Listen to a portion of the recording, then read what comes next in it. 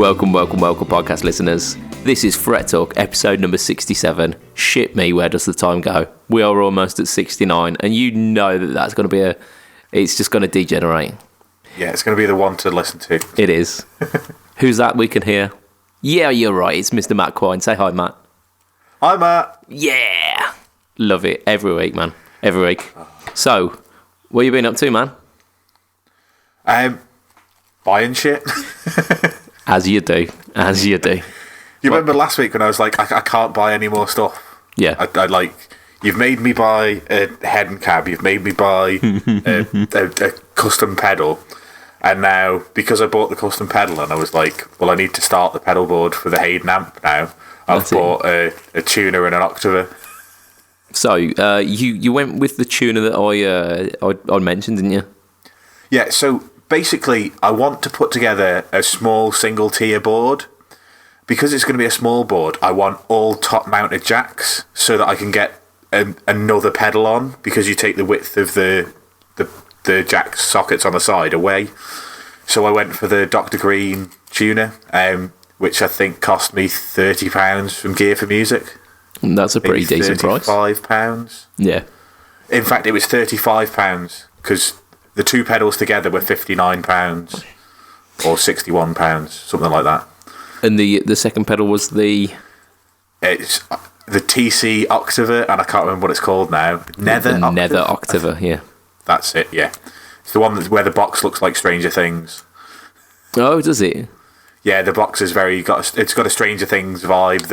The Nether is written in the same text and with the line above and below, like the Stranger Things logo, and obviously the Nether is the extra upside down world in Stranger Things, isn't it? So I assume that's where they've got it from. But it's basically an OC2 clone. Yeah, and people like the OC2, don't they? They don't like the OC3. Yeah. Oh, no, I've got an OC2 as the Octaver on my main board, and I've gone for this. Now, all the write-up I'd seen online said it doesn't track quite as well. Yeah. I don't need it to track well. I'm not using it for like actually getting the lower sounds. I'm using it as like a glitchy synthy sound to play Just Can't Get Enough. So I need it to glitch out and not track very well. Yeah. And for that, it's banging. I plugged it in for 10 minutes earlier today, and it's not the perfect tracking, but like I say, I don't need it to perfectly track. So it does what I want it to do. Yeah, fair play. Bang on, Nether Octave. And this is not the last we're going to talk about the TC pedals today, is it? It's not. Well, I've already looked at a couple more. I've got some sat in a shopping basket because I shouldn't buy them. Yeah. Which means they're probably coming next week. I was going to say, by the end of this cast, you'll have said, I've pressed the buy button. No, my phone is down. I am not touching my phone. Yeah, and like 2 weeks ago, he was like, nope, definitely not doing any eBaying at all. Yeah, shh. Yeah, I've actually been selling some stuff on eBay recently. I sold which one did I sell? I think I sold a DiMarzio Air Norton neck pickup, and that went for a decent price. But I was wondering, because I've got a DiMarzio PAF Fred as well, which is a kind of Joe Satriani higher output PAF. Yeah, right. Pretty nice pickup. And I was wondering why this one weren't getting any love like the other one was. Spelled the fucking thing wrong, didn't I? Which bit? The DiMarzio bit? Or the PAF bit? It's DiMarzio, D-U-M, yeah. Feel like a right DiMarzio, I'm surprised somebody else hasn't spelt it wrong looking for a bargain and picked it up. Yeah, well, I've been getting this cheeky sod who's been throwing like lowball offers at me. Because I've got it. That'll be why, then. I've got it as a buy it now, and he's been like, "Oh yeah, I'll offer you like £35 for it." Like, fuck off, mate. Yeah. So if you're listening, you tight-wadded bastard, £40. Yeah, as you can tell, my eBay sales technique is second to none.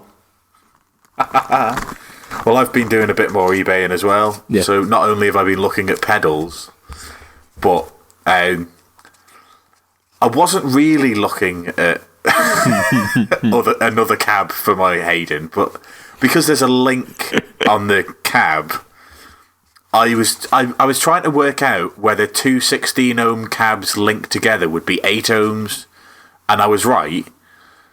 Yeah. But it led me to accidentally search for 16 ohm 112s on eBay. Yeah. And there's a matching cab for my Hayden in your local area, collection only. So because it's collection only, people aren't bidding on it. Yeah. So its starting price was £50 and nobody had put a bid on it yet. So I put a bid on it. And it's got a day left on it and I'm still the highest bidder. Well, it looks like I'm going to be taking a trip down. It's not too far away, is it, actually? Because it's probably about 3 or 4 mile away. So I'm going to have a little road trip. Yeah, so I'll let you know tomorrow. I believe it finishes at 10 p.m. tomorrow, so just over 24 hours. I can tell you this for nothing. I ain't collecting it at 10 o'clock tomorrow. I'm not suggesting that you collect it, but I'll let you know whether I've won the auction or not. Yeah, bang on. So yeah, many fun to be had with eBay. Do you know what happens when these DiMarzio pickups sell though? Are you going on eBay? I'm not going on eBay, no. They've already been earmarked. These funds have. Oh, have they? What are you getting? You getting yourself something from Hello Sailor, maybe? No, pickups go in, pickups come out. Ah, right, okay, yeah. So is it for the fireman or? No. So I've got the fireman pickups up on eBay as well, actually. And if they sell, I'll buy a set and like a new set for the fireman. But it's so 2 humbuckers are going out, 2 humbuckers are coming back in, and I've already had a chat with Mr. Fletch about this, and there's a very strange concept we're going for. And what might this concept be? So, he posed me a question because these are going in this flying V when it arrives, and he said, "Do you want to go sensible, or do you want to go like full on childish?" And I went, "Well, like I know if I have sensible ones, I'm probably more likely to play it, but it is a flying V." And he said, he said, "Well, we could have it where you can have both." I'm like, you went, what? Tell me more. So, a tappable bucker where like the one winding is like a sensible output, and then the other one is screaming in your face. So there you go. Okay. Yeah, this sounds interesting. And I might just have it on a toggle switch where the top bit says like sensible and the other says childish as well. That would be brilliant. Yeah. Yeah, do that. Yeah, so that's a thing. So when they do sell, the money will be going straight to my man, Mr. Fletch. That reminds me, I'm selling something as well. Okay, what are you selling? You remember I mentioned that this calendar year I hadn't picked up the Explorer? Mm-hmm. And then I mentioned that I was going to have a gig where I'd probably pick it up because I wanted to take guitar. Well, that gig fell through. Okay. That was a sign, wasn't it? That was a sign from the divine. I still hadn't played it in a calendar year. And I was looking at it, I was like, I'm not going to play this now that I've got the Variax. Yeah. I've got a Les Paul coming. I've got a Strat coming. I've got my SG that's got 2 humbuckers. This is like 5th at least, maybe even 6th behind the Pink Sparkle. So I put it in the local store, and he mentioned that he'd had people in asking for Explorers, and I know that I put it in on Saturday morning. Yeah. And he's got somebody going in to look at it tomorrow, to see whether they want to pick it up. Shit, man. Good luck with that. It's a decent axe, to be honest. So it wouldn't surprise me if it's gone. Well, what I didn't realise is I actually picked up one of the limited edition ones. So there's only 1,000 of them worldwide. Oh shit, man. So I just thought it was a standard Explorer Pro. It's not. It's TV silver, and they only made 1,000 of them. So I mentioned this. So I bought the guitar for 400 quid. Yeah. I also bought a case for it for 100 quid. So that's 500 quid there. And I just said, as long as I get a decent amount for it. So I spoke to the fellow in the store and was like, "Oh, just put like 350 and I'll take 300." And he's like, "You don't know what you've got, do you?" And I was like, "No, how do you?" And he's just like, "Because people have asked for this." So he's put 450 on it to this person. So we'll just wait and see what happens tomorrow. Well, let's hope they're not listening to this podcast. Yeah. I can't imagine they will be, especially as it's not out till Monday next week. Yeah, well, that's it.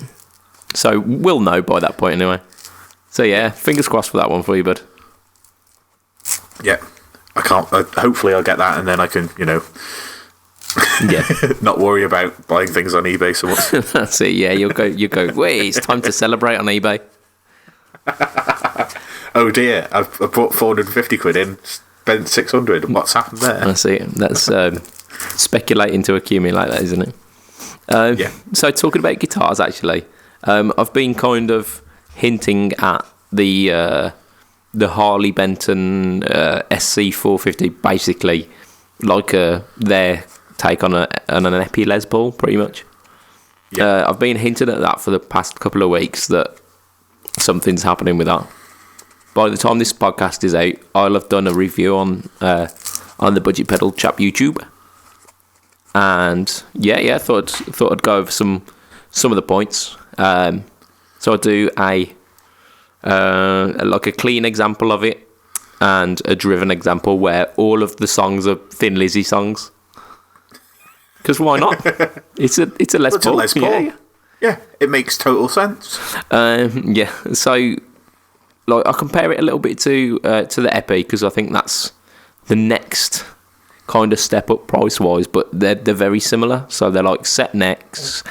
I think it's like a 3-piece mahogany body. The joins are all in weird places on the Harley Benton, but take into consideration that this is like it's less than 200, considerably less than 200. I think it's like 159, are they? Yeah, something like that. I think it might even be less than that. But yeah, I mean, you're talking like south of £200. Yeah. I honestly don't care, and it took me a while to try and find these joins as well. Yeah. The top on it's absolutely beautiful. You got it's got to be a veneer, but it's like a flame maple veneer, and it's like I think I can't remember what they call the finish, but it's like a dark cherry burst, heritage cherry burst. Yeah, I was going to say that's what sprang to my mind when I looked at the photo that you shared of it. Yeah. Heritage cherry burst. It's kind of it's between that and the tobacco burst because it's not quite a black outline, but it's like a really really rich red. Deep. So yeah, it's beautiful. Don't get me wrong, it's a beautiful looking guitar. The the Harley Benton logo. They've gone with like a weird ESP style kind of thing these days. I don't like any of their logos on any of their guitar. Yeah, I mean their original one, which was just kind of like a script fonted Harley Benton, was a bit more bearable. But yeah, it's alright. It's got a chunkier neck than an Epi. The body's a thicker body as well. The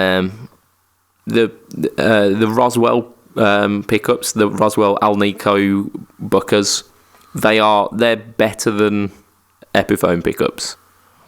Right. Yeah, I think they're better than what you get in the standard, at least, anyway. They're probably not quite up to the snuff of the Epiphone Pro Bookers, but you're talking like a good 400-500 quid's worth of guitar. I was gonna. Yeah, getting up to there. Yeah, I was gonna say anything with Pro Bookers is 400 quid plus, isn't it? So yeah, so they're decent, and they've got coil splits on them as well, which you literally don't find until you get like to those pro level stuff as well. Yeah. That's a lot of guitar for not very much money. Yeah. And I think the one thing that I do bitch about on the review is the tuners. They feel cheap and they're not the greatest at keeping it in tune. But I suspect the strings aren't the freshest. So before I gave a full review of it, I'd say like change the strings because they could be at fault. And I also set the action down a little bit, and that seemed to clear up a bit of the tuning stability as well. So right. Yeah, all in, I was really impressed with it. Because you're starting to see the Harley Benton stuff cropping up on quite a few independent YouTube reviewers, and there's quite a few of them hitting the Harley Bentons, and because of that, a lot of people are becoming a bit suspect. They're thinking that that Harley Benton are throwing these guitars into people's hands and paying them to sweeten the deal. Yeah. I don't think that's the case at all. I think far more likely is if you're doing a YouTube channel and you want to review a fair few guitars, the cheapest guitars out there to review are the Harley Bentons that have got any quality behind them. Oh yeah, no doubts at all, no doubts. Yeah, it's not like you're throwing money away if you're buying a Harley Benton. No. Don't get me wrong, there are better quality guitars out there. Like, clearly there are better quality guitars. But at that price point, you are going to struggle. Yeah. Pardon me. Yeah, I'm still recovering from this crazy cold thing that I've had for like 2 weeks. So, yeah, that's pretty much what I've been up to this week. In the coming weeks, there will be a few more pedals. And in fact, actually, there's some exciting news coming up. Fret Talk interview-wise, we might have a special one coming up. Ooh. Mm-hmm. But more to be revealed about that in the coming weeks. I've still got to iron out some details with that one. So let's head on to some news for this week. News. Yeah, they don't use that anymore. News. So this week's news is going to be dominated completely by pedal talk. So this is going to be our pedal talk news week. Sorry, Mick. Yeah, I was still to make Mick a decent pedal board. I think he deserves it. So we've got a couple of things kind of pedal wise this week. We've already hinted at the TC are going to feature in that. Yeah. But before we do, there was like a glaring omission that I actually realised when I was listening to last week's podcast on Monday. I was driving to work, and then I thought, shit, this pedal's been out for like 2 weeks, and we just didn't even bother mentioning it. So the pedal that I'm talking about is the multiFX Antares Drive. I'm going to assume that's correct. That is the way to pronounce that. Antares. Don't look at me for pronunciation. I'm terrible at it. I assume it's Greek, maybe. It's got something to do with the stars. the graphic on the front is pretty kind of astral. So yeah, I'm gonna say with some confidence that it's stars and shit. So right. So what flavour is it? It's sour. I don't know. So it's like I'm going to take some of the keywords, some of the buzz terminology from the write up. Mid pushed drive. Do we think we know where it's going yet? Is it green or should it be green? Yeah, I assume that it's on the inside. It's green. Yeah, it would be slightly greener. Yeah. Yeah, he's painted the inside green and put the outside as whatever he wanted. Yeah. So it's a green flavoured drive. It's essentially Japanese overdrive inspired. So it's Japanese. So it's a Korg Miku. Well, yeah, potentially. I don't think that could be classed as an overdrive. Yeah, so it's green. From a rather large guitar company. Manufacturing. That's it. In Japan. That's it. They might have a new version of this that came out kind of early last year. Spelled. Yeah. It's a pedal that's about pushing valves. So it's tubes. new tubes, yeah. Don't think we can hint any harder at that one, can we? So yeah, it's that kind of flavour. You've got 4 controls. You've got volume, and this is me. I'm actually walking through the layout as well. So you've got volume. You've got volume drive. Top left, drive top right. Yeah, you've got your tone, which I think is here, which is bottom tone, right. Bottom left. Oh, and bottom then, right. Yeah, and then you've got this is the thing that will sell you on this pedal, which is the clean blend knob. Clean blend, yes. It seems to be happening more and more these days, doesn't it? Clean blends getting in pedals. It's almost like sometimes you need a bit of clarity. Yeah, and from my kind of overdrive inspired YouTube last week, like one of my observations of that kind of drive is that with some of them, if you push the tone past a certain point, you get smoothness, but the definition goes away. Yeah. And the clean blend is definitely a way of making that so that it's you can find the balance. I mean, yeah, I think that's exactly it. Like, that style of overdrive is never one that you can get that much clarity out of without paying a little bit extra.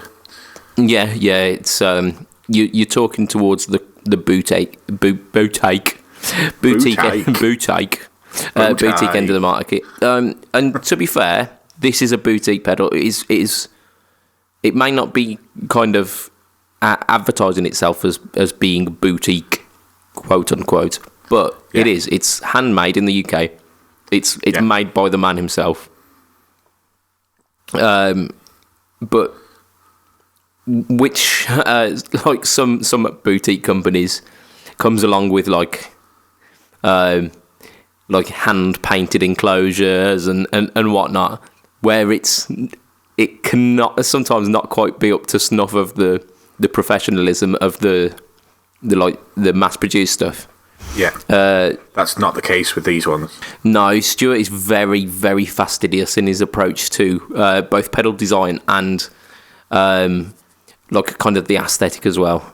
I saw the graphics for this one, and I think there was some raise the deads with it. Yeah, and he showed them without the holes drilled in, and they just got the enclosures back, and they look absolutely fantastic. Yeah, definitely. And for anyone who wants to kind of find out a little bit more about how, just just how nitpicky Stuart is about his like perfecting his pedals. Sign up to the DIY pedal forum on Facebook, and you'll literally see how many times he's like revising his circuits to try and get it just absolutely bang on.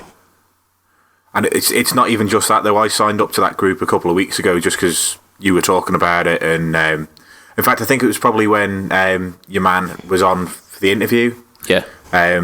What's his name? It's not Joe. Joe's Hello Sailor, isn't it? The man from JSA. Yeah. Simon, is it? Simon, yeah, Simon.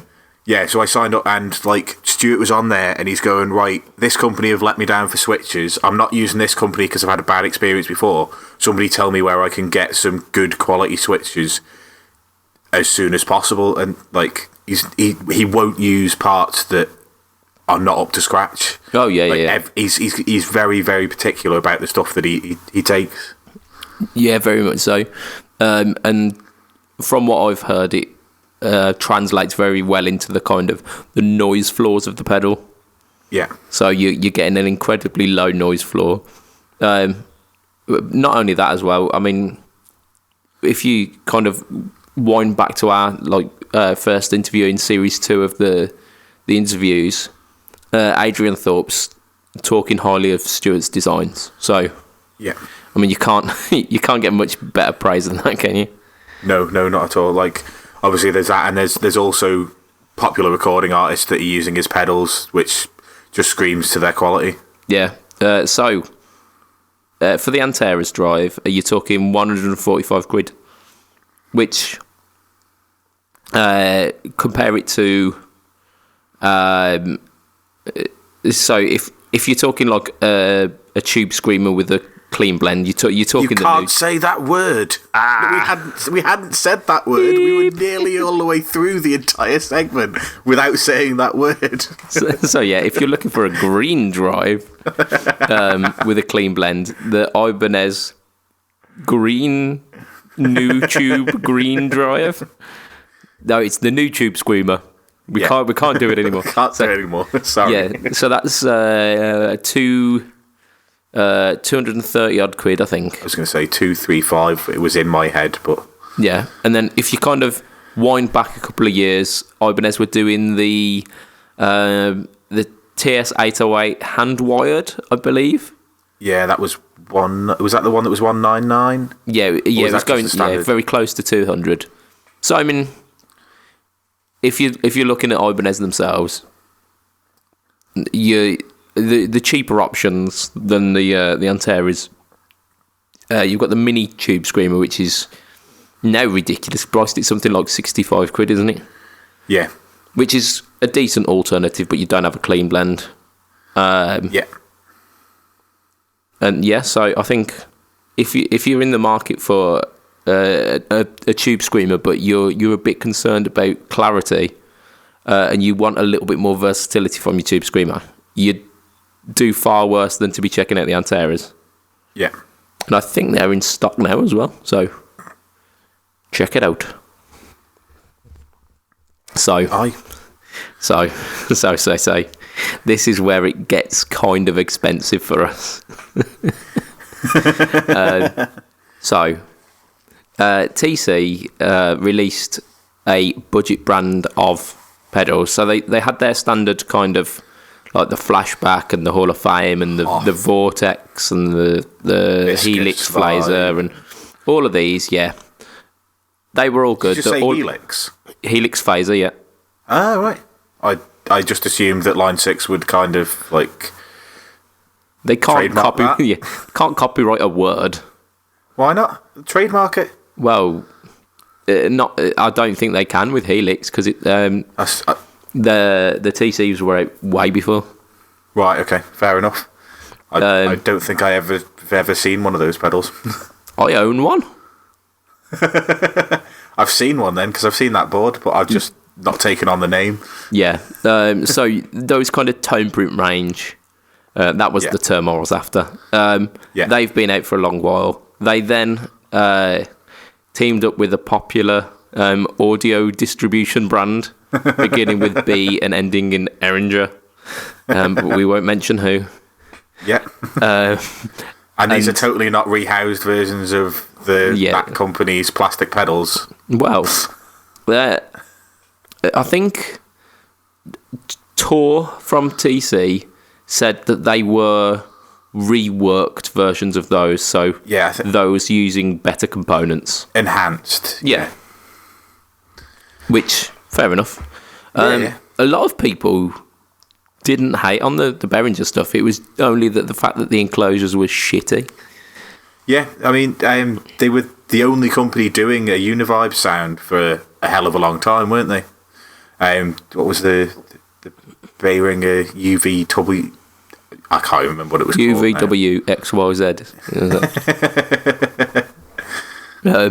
So they've got some absolute blinders in that thing. I think they did a slow gear copy.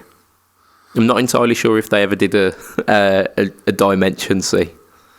I don't know if they did, but certainly TC did a third Dimension, don't they? They do. So we're going to have a kind of a look through some of that range, because very recently they've taken a considerable price drop. Yeah, I seem to remember, were these like 49 quid when they dropped? Yeah, pretty much. They ranged from 49 to 69, I think. 69. Sorry. Save that. We need all of that we can get in 2 episodes time, mate. Aye. I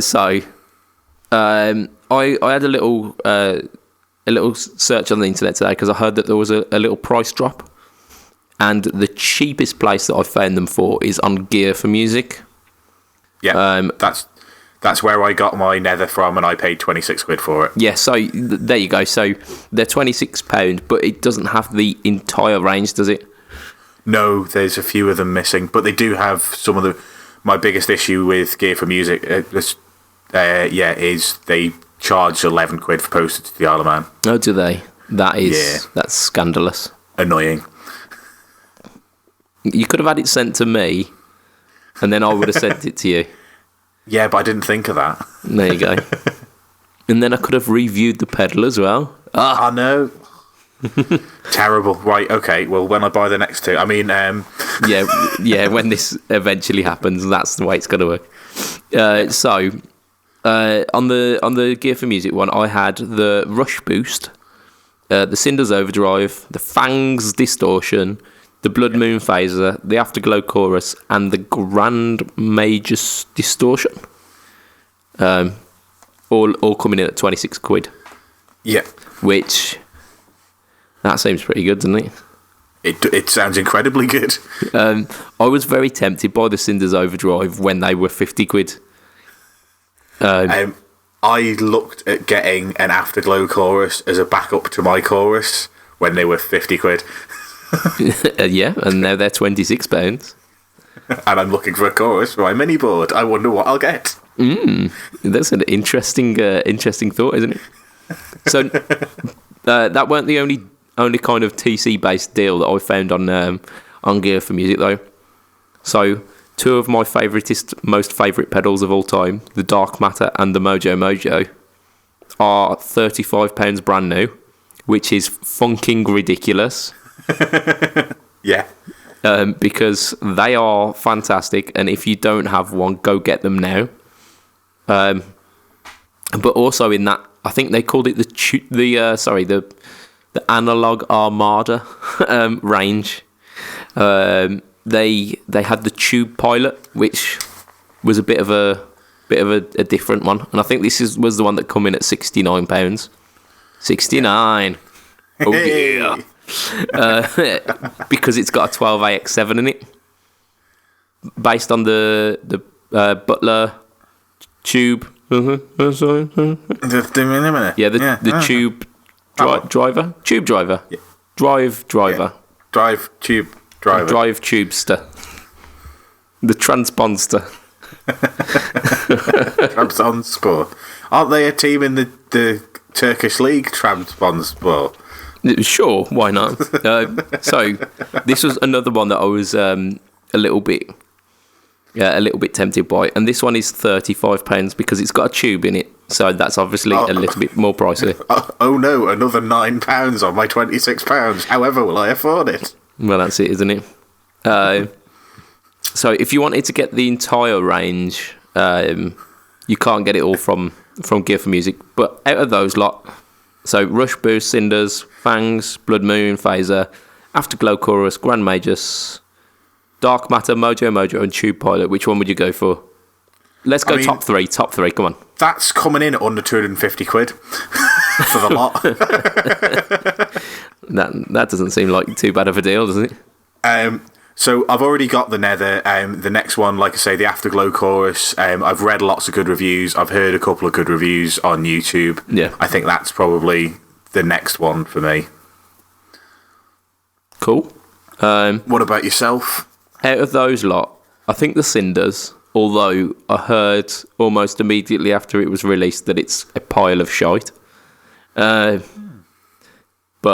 that's never deterred me before.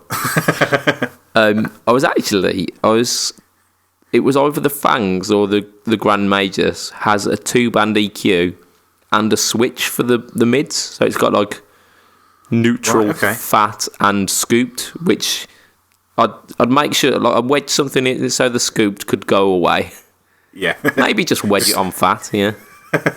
Yeah. But I thought that has the potential to be a really good. Yeah, a useful distortion. But I don't know. So potentially one of those two would be my choice out of those. The next website I found was GAC, who had a much more extensive collection. So, but they're doing a horrendous thing, though, aren't they? They're charging a whole extra £3 per pedal, aren't they? They saw us coming. I mean, if you take that across the entirety of the range, you might just be able to get another pedal out of it. So bumping us up to nearly 280 quid for the lot as opposed to 250. And it's still cheaper than a Helix.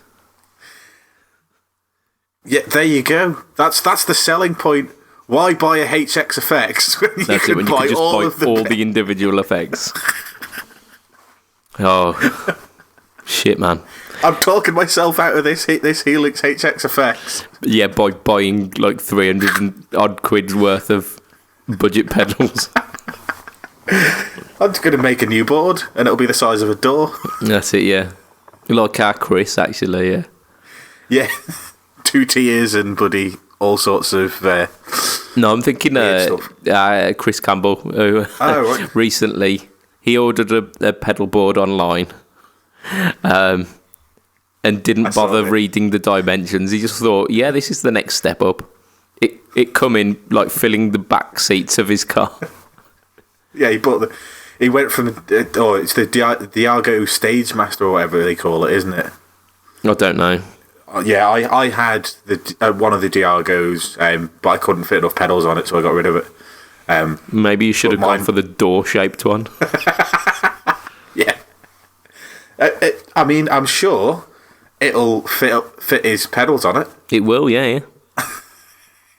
I had a joke with him actually, and says you might want to mount your mic stand to it or your amp. And he went, hang on, actually, this is a legitimate thought process here. So yeah, back onto GAC anyway. GAC have got a more extensive version. Third Dimension is part of that, so that's on with it. The Nether Octave, which I didn't find on Gear for Music, but obviously they've got it. Chocotrem. Yeah, I definitely bought Chocotrem. Gear for Music also had the compressor. Did you mention that? No. Which one? Force Field. Yes. Yeah, I've got that on the GAC one. So I'll go through the ones that GAC made readily available to me. Yeah.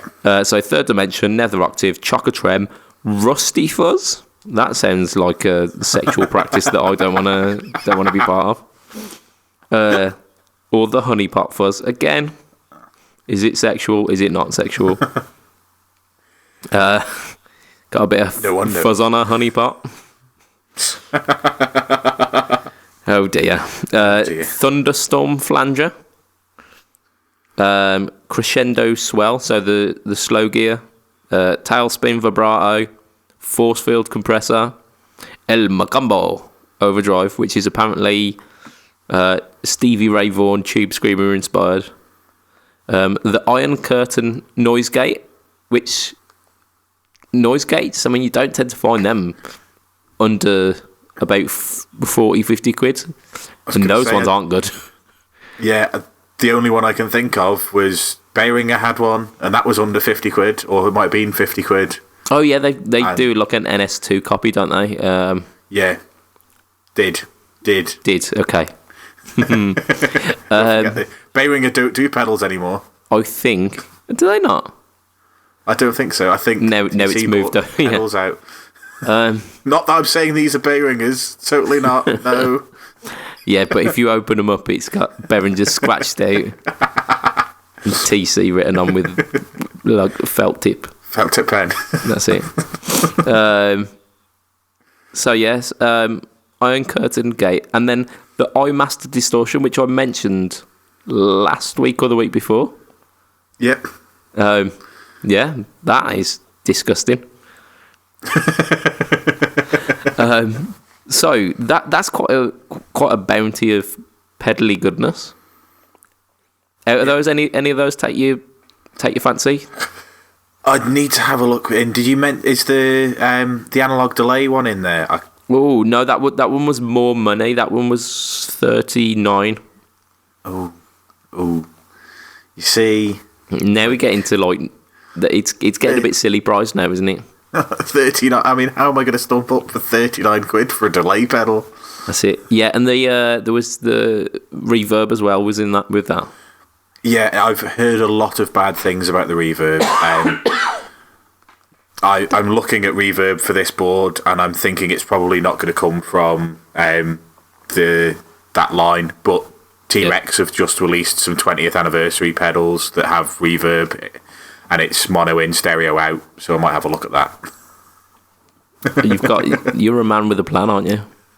No, I haven't been looking. I promise. It's all off the top of my head. Yeah. So that's it. Yeah.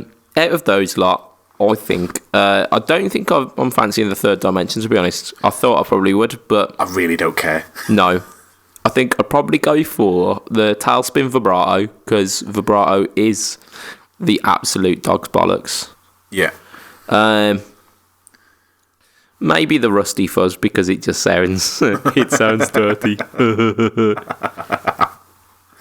Yeah, I think that'll do me. I don't think I trust a £29 compressor. No, as much as like I keep saying that, although I don't need a compressor, I probably do need a compressor, because like for clean stuff, I probably need a compressor. But I'm not looking at a £29 compressor. Like the cheapest I'd probably go is the more yellow comp. Oh, the like more yellow comp is very 59. Good. 59. 10 away from the magic number. That's it.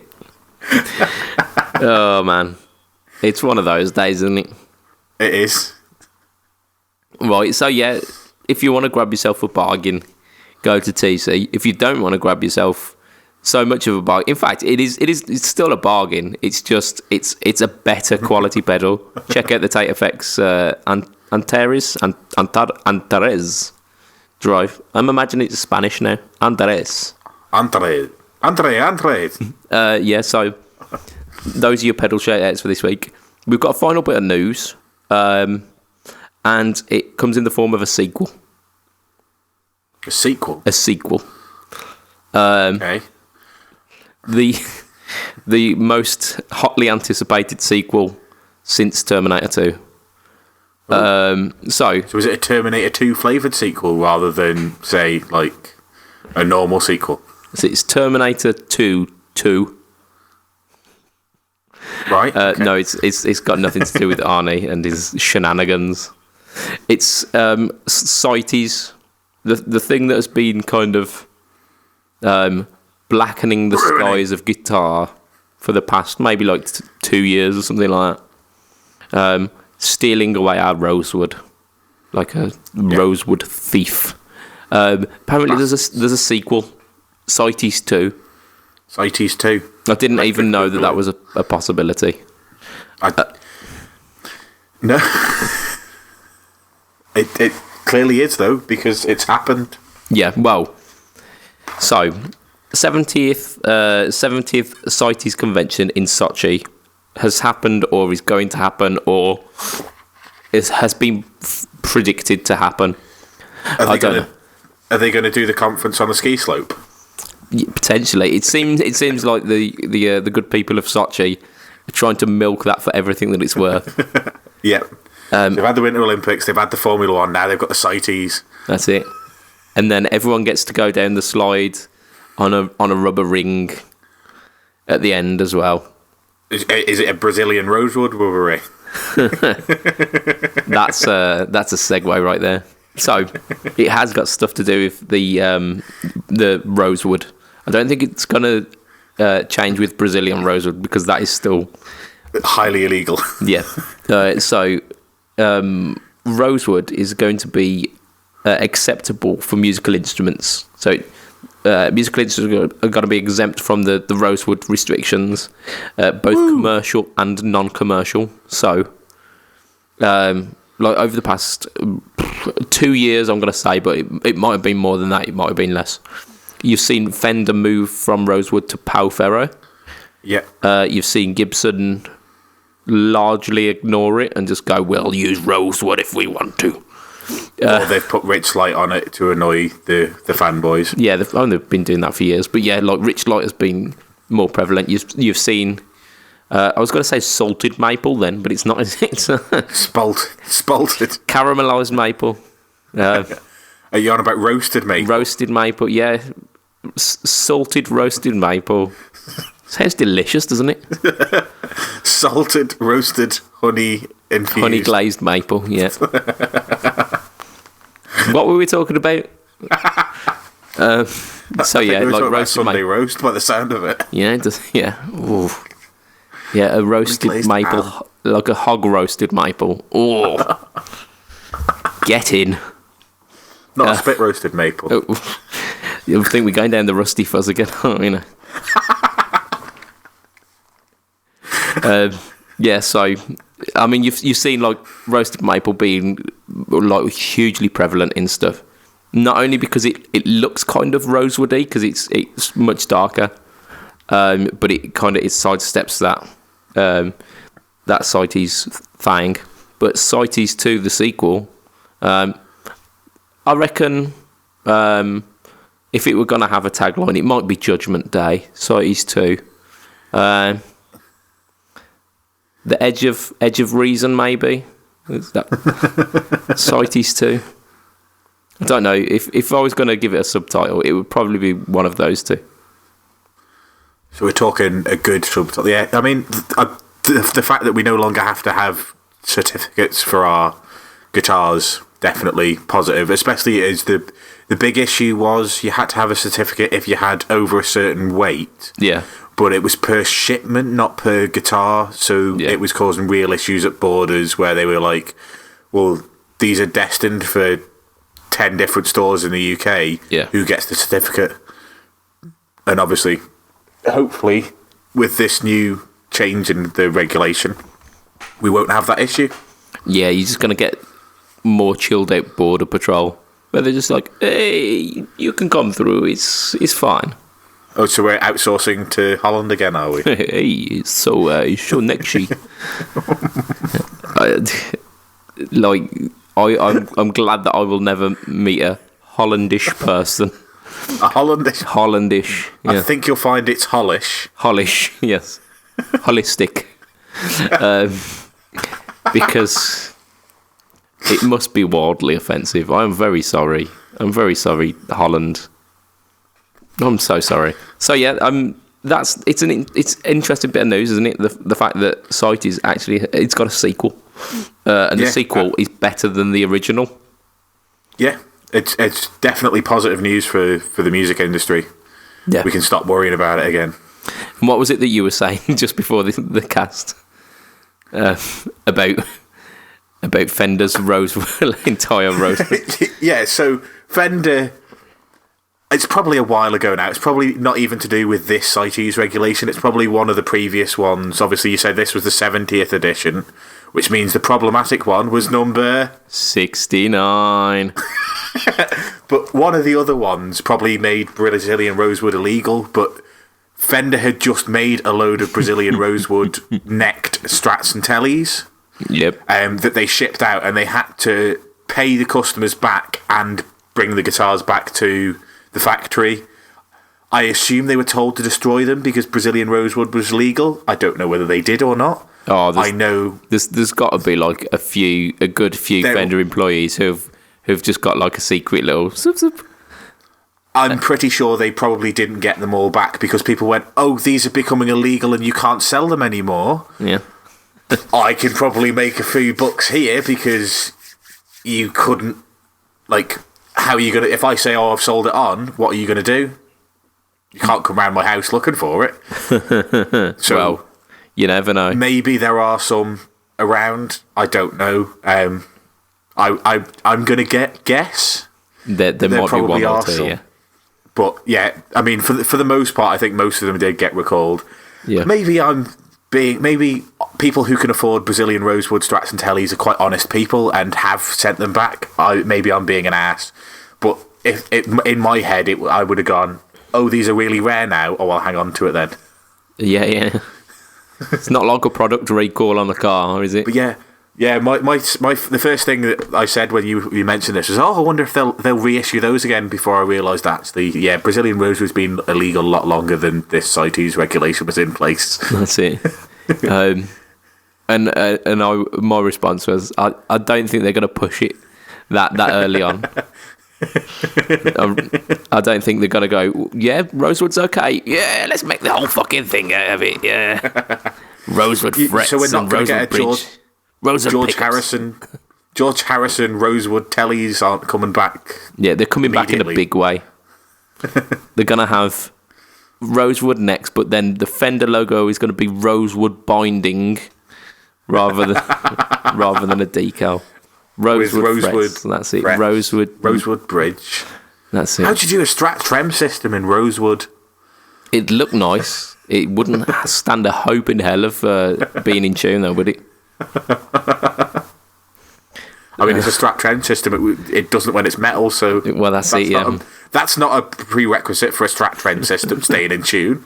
That's it. Oh, God, of madness are you talking about? Don't get me started. I mean, there were people online who swear blind that Strat trem systems work. I'm like, nope. Nope. I think you can get them to work if you use them very lightly and it's on a really expensive model.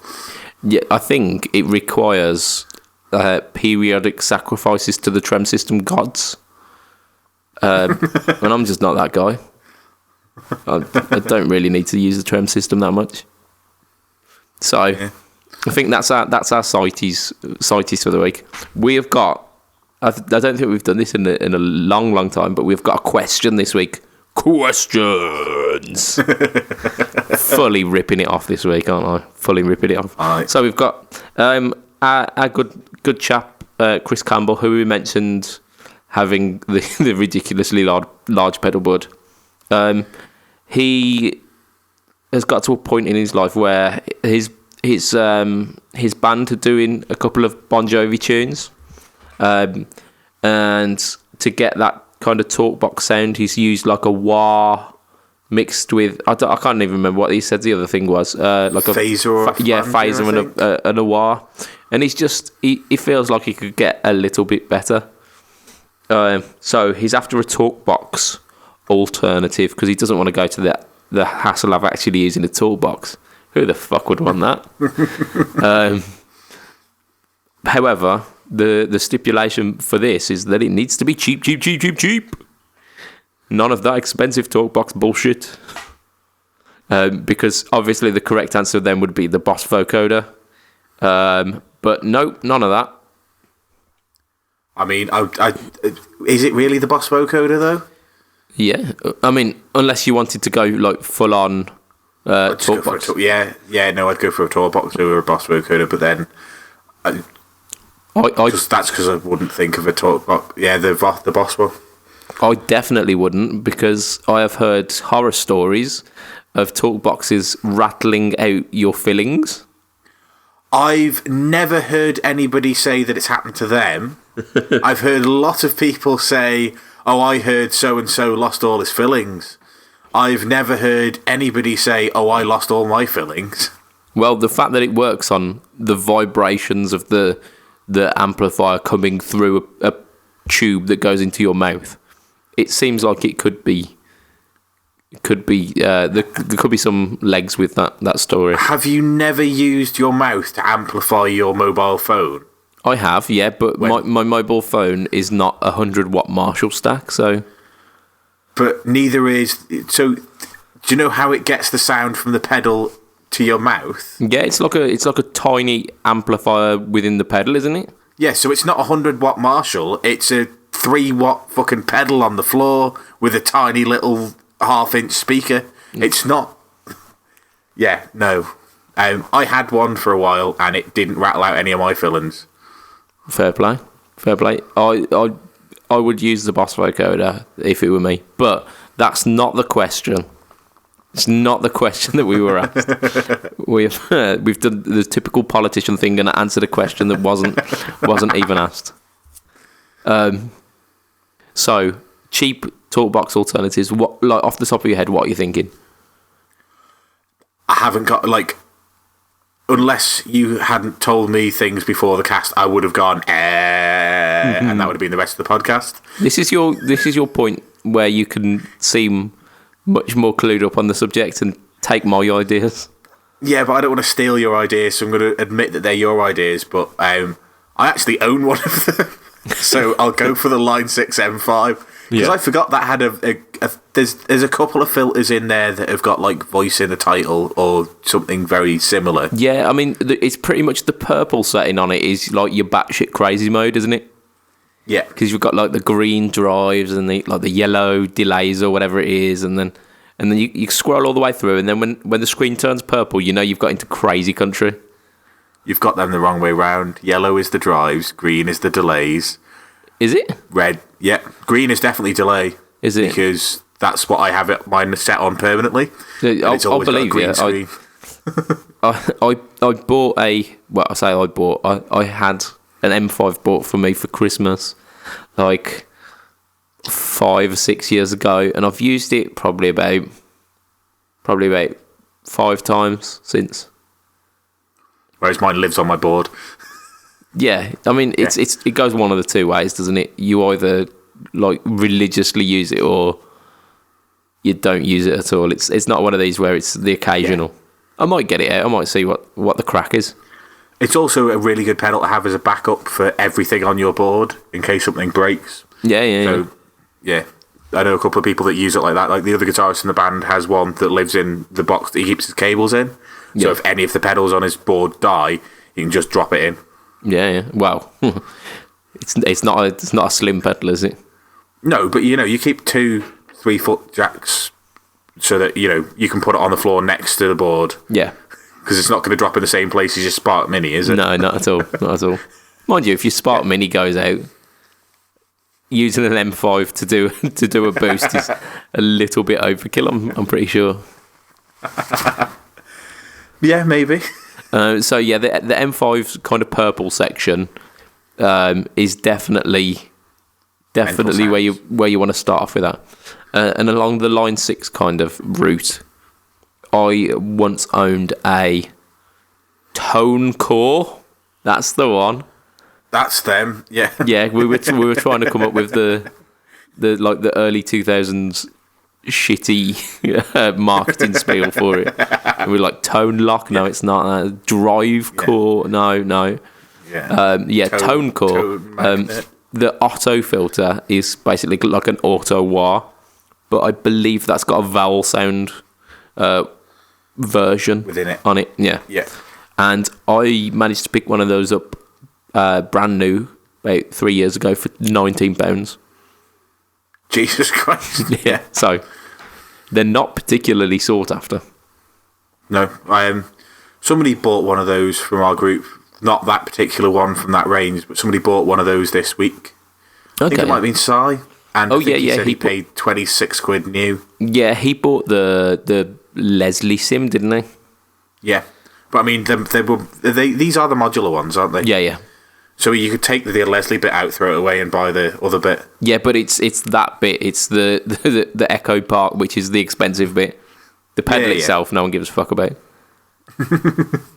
Yeah, but they did a few of them. I always was looking at them like when I first started kind of getting into pedals, so like a couple of years into my guitar playing, because I had a Line 6 Spider 2 amp, and I loved the Insane setting on it. Yep. I don't think I've ever heard anybody say that. It was legit. Like if you didn't like scoop the crap out of it, it was a legit just like high gain setting. Sound totally like a Mesa Boogie. If you squint your ears. But I loved that setting because I mean I was like 17 at the time, and I just wanted to turn up the game. The most gain, not more. That's not it. More, yeah, but the most. The morest, yeah. Yeah. So I wanted that sound, but didn't want to take my amp everywhere with me. So they did like I can't remember, like the Uber metal pedal or something like that had the Insane mode on it. Yeah. And I always wanted one of those. And suddenly, now that I've got enough money to buy one, I haven't bought one. Wonder why that is. Did you maybe grow up? Yeah, that's it. The dream, the bubble burst on that dream. Yeah. So I think what we're trying to say here is, Chris, you should buy one of those Uber Metal Line 6 Toad. Yeah, and forget about any other effects. Just have that on all the time and play whatever you want. It doesn't matter whether it's like Passenger or Ed Sheeran. That's it. Always have that pedal on. That's it. Use it as a disgusting preamp boost.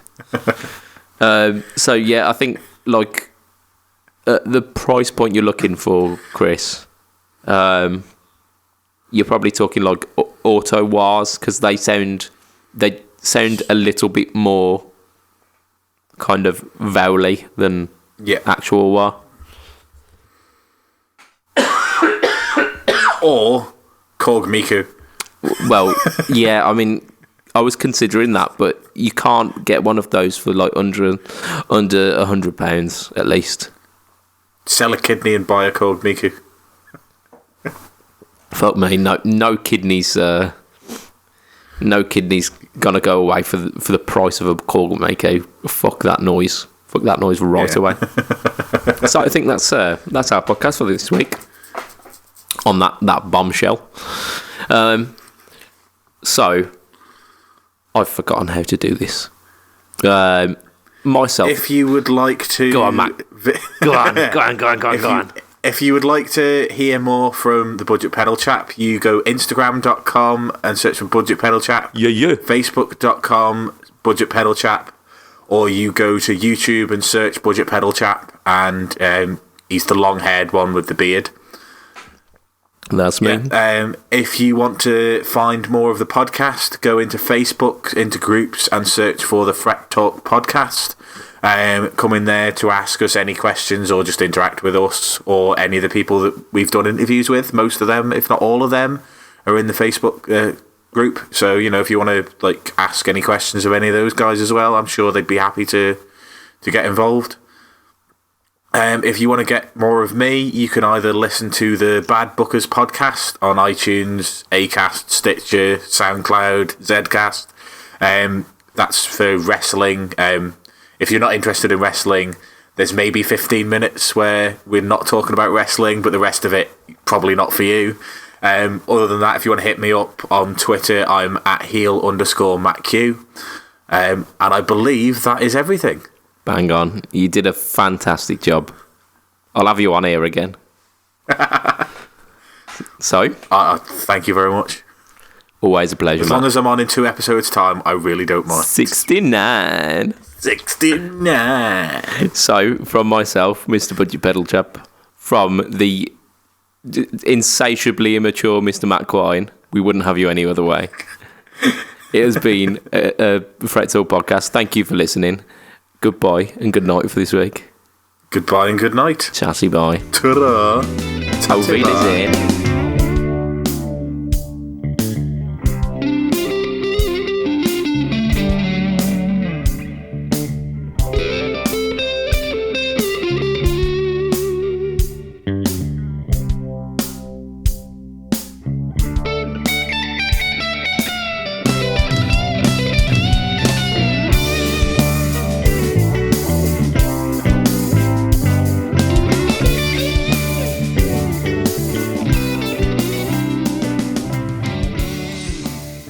I really need to learn some other ways to say goodbye in other languages. Ciao.